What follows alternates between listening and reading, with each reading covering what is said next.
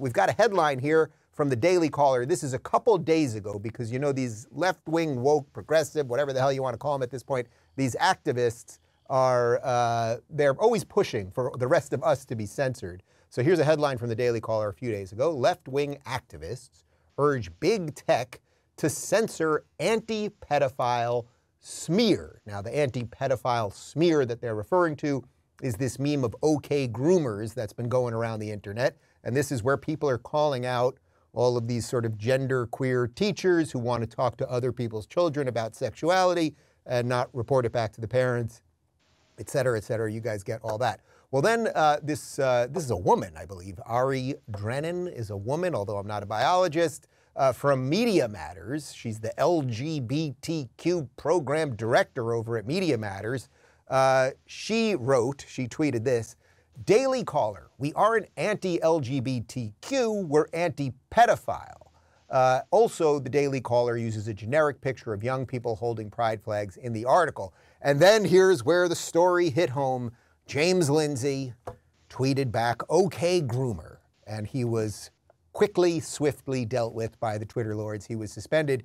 James, you're a mean dude, huh? You just don't want to play by their rules, and you want to, go on the attack against people who want to talk to other people's kids about sex. What's the deal with you? Yeah, I don't like that when they talk to other people's kids about sex. And our mortal enemies, or clown troop, or whatever we have over at Media Matters, or got sick of the little trend I started. I don't know if you knew, Dave. I started the OK groomer thing back in October. I think I have the first OK groomer. Was that you? You were actually like the legit first OK groomer person?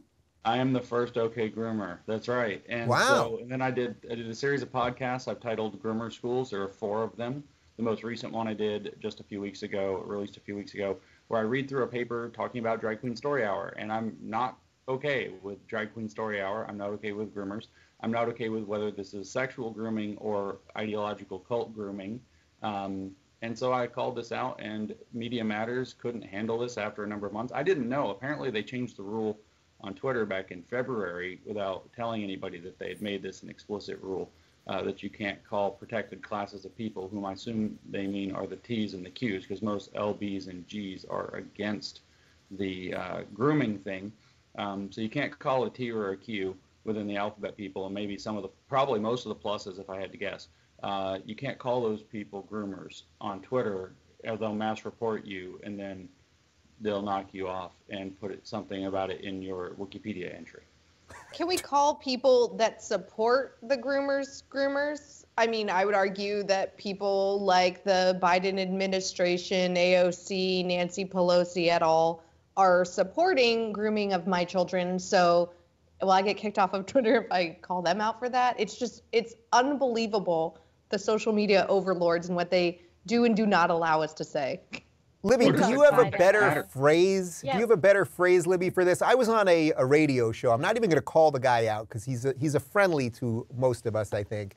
Nice enough guy, but he was asking me a couple weeks ago about the OK groomer thing. And he said, Dave, do you think it's over the top? And I said to him, I've never said it on my show, actually. People, there's an internet culture in what I do here. Okay, fine.